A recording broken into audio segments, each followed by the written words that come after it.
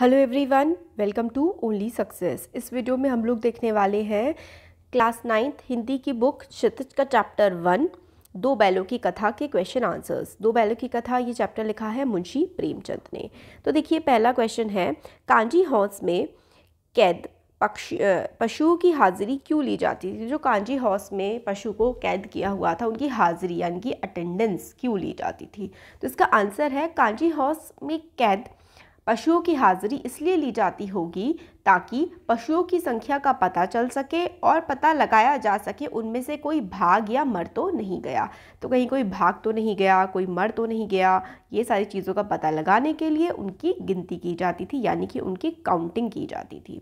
Question 2 है, छोटी बच्ची को बैलों के प्रति प्रेम क्यों उमड़ आया। तो छोटी बच्ची क्यों पसंद करने लगी बैलों को। छोटी बच्ची की माँ मर चुकी थी, वह माँ के बिछुड़ने का दर्द जानती थी, इसलिए जब उसने हीरा मोती की व्यथा देखी तो उसके मन में उनके प्रति प्रेम उमड़ आया।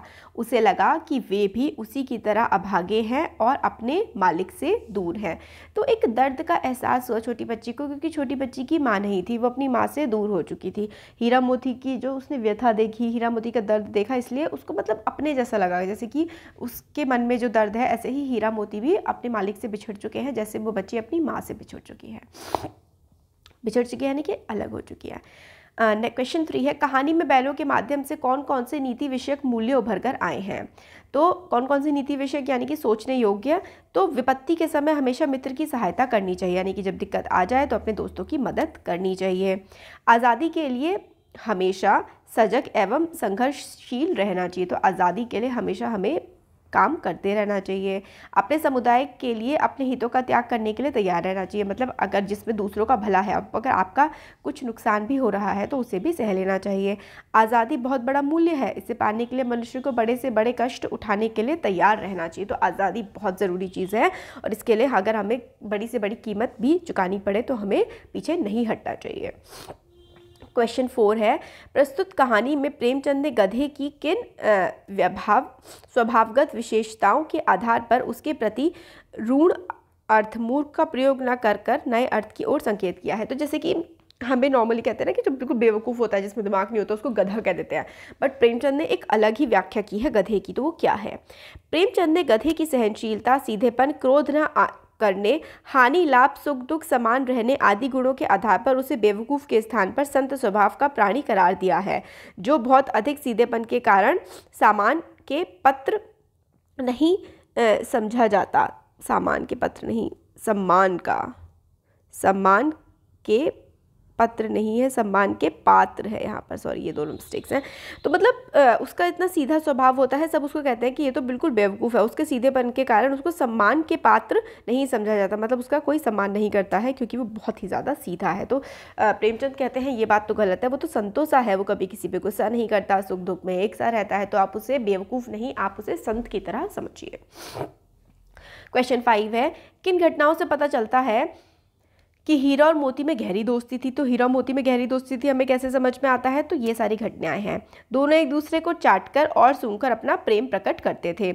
जब ये दोनों बैल हल या गाड़ी में जोते जाते तो दोनों ज़्यादा से ज़्यादा बोझ स्वयं झेलकर दूसरे को कम बोझ देने की चेष्टा करते। तो देखो सोचते थे कि ज़्यादा बोझ हम पर पड़ जाए, हमारे दोस्त पर कम पड़े। देखो कितना प्यार करते थे। नांद में खली भूसा पड़ जाने के बाद दोनों साथ ही नांद में मुंह डालते और साथ ही बैठते थे। एक के मुंह हटा लेने पर दूसरा भी मुंह हटा लेता था। तो नांद में जब खाना खाने के लिए मुंह डालते तो साथ में ही मुंह डालते उसमें, और जब एक खा लेता तो दूसरा भी अपना मुंह हटा लेता था। जब लोगों ने खेत से पकड़कर ले जाने के लिए दोनों को घेर लिया तब हीरा निकल गया, परंतु मोती के पकड़े जाने पर वह भी बंधक बनने के लिए स्वयं ही लौट आया। तो देखो एक बैल भाग गया था, अपना निकल चुका था वो आराम से खेत में से। जब हीरा निकल गया मगर मोती पकड़ा गया। अब मोती तो पकड़ा गया था तो हीरा भी अपने दोस्त का साथ देने के लिए वापस आ गया। कांजी हाउस की दीवार के टूटने पर जब हीरा ने भागने से मना कर दिया तो अफसर होने के बावजूद भी मोती उसे छोड़कर नहीं भागा। तो मोती हीरा दोनों एक दूसरे का बहुत ज़्यादा साथ देते थे। इससे हमें समझ में आता है दोनों कितने पक्के दोस्त थे। क्वेश्चन 6 है, लेकिन औरत जात पर सीन चलाना मना है, यह भूल जाते हो। हीरा के इस कथन के माध्यम से स्त्री के प्रति प्रेमचंद के दृष्टिकोण को स्पष्ट कीजिए। तो आता है ना उसमें कि स्त्री जात पर सींग नहीं चलाए जाते। तो प्रेमचंद के हृदय में स्त्री जाति के लिए क्या भावनाएं थी, क्या इज्जत थी, वो हमें बताना है। तो हीरा के इस कथन से यह ज्ञात होता है कि समाज में स्त्रियों के साथ दुर्व्यवहार किया जाता था, उन्हें शारीरिक यातनाएं दी जाती थी, इसलिए समाज में ये नियम बनाए जाते थे कि उन्हें पुरुष समाज शारीरिक दंड ना दे। हीरा और मोती भले इंसान के प्रतीक है, इसलिए उनके कथन सभ्य समाज पर लागू होते हैं। असभ्य समाज में स्त्रियों की प्रताड़ना होती रही थी। तो पुराने ज़माने में आज भी हमें इस तरीके के डोमेस्टिक वायलेंस के केसेस देखने को मिलते हैं कि औरतों पर हाथ उठाया जाता है, उनको मारा पीटा जाता है। तो जो समाज में इसलिए ऐसे नियम बने कि औरतों पर हाथ न उठाया जाए। तो हीरा मोती एक अच्छे इंसान की तरह रिप्रेजेंट किए गए हैं, मतलब जानवर हैं बट बिल्कुल इंसानों की तरह ना बात करते हैं, उसमें इस तरीके से दिखाया गया है, एक दूसरे को समझते हैं। तो इसलिए ही कि सींग नहीं चलाना है स्त्री जाति पर, ये गलत है। तो ये दिखाता है कि स्त्री जाति का प्रेमचंद भी कितना सम्मान करते थे। क्वेश्चन 7 है, किस किसान जीवन वाले समाज में पशु और मनुष्य के आपसी संबंधों को कहानी में किस तरह व्यक्त किया गया है। तो किसान जीवन में पशु और मनुष्य का संबंध कैसा होता है ये बताना है आंसर में। तो प्रेमचंद ने किसान जीवन, ये देखिए यहाँ से आंसर है, प्रेमचंद ने किसान जीवन में मनुष्य तथा पशु के भावनात्मक संबंधों को हीरा और मोती दो बैलों के माध्यम से व्यक्त किया है। हीरा और मोती दोनों झूरी नामक एक किसान के बैल हैं जो अपने बैलों से अत्यंत प्यार करता है और इसी प्रेम से वशीभूत होकर हीरा और मोती अपने मालिक झूरी को छोड़कर कहीं और नहीं जाना चाहते। इससे यह स्पष्ट होता है कि पशु भी स्नेह का भूखा है, प्रेम पाने से वे भी प्रेम व्यक्त करते हैं और क्रोध अपना अपमान पाकर वे भी असंतोष व्यक्त करते हैं। तो इसमें दिखाया गया है कि जो किसान समाज है, किसानी भी करते हैं, खेती करते हैं और उसमें गाय भैंस भी वो पालते हैं। तो अगर गाय भैंसों से, अपने जानवरों से जब किसान प्यार करता है तो जो गाय भैंसे हैं, जानवर हैं, वो भी अपने मालिक से बहुत ज़्यादा प्यार करते हैं।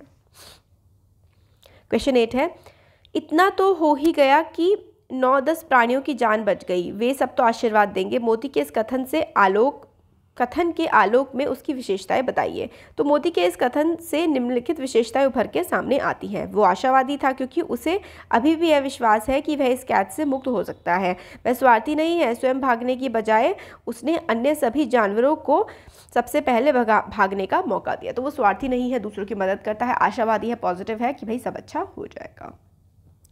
आशा स्पष्ट कीजिए। क्वेश्चन 9, अवश्य ही उनमें कोई ऐसी गुप्त शक्ति थी जिससे जीवों में श्रेष्ठता का दावा करने वाला मनुष्य वंचित है।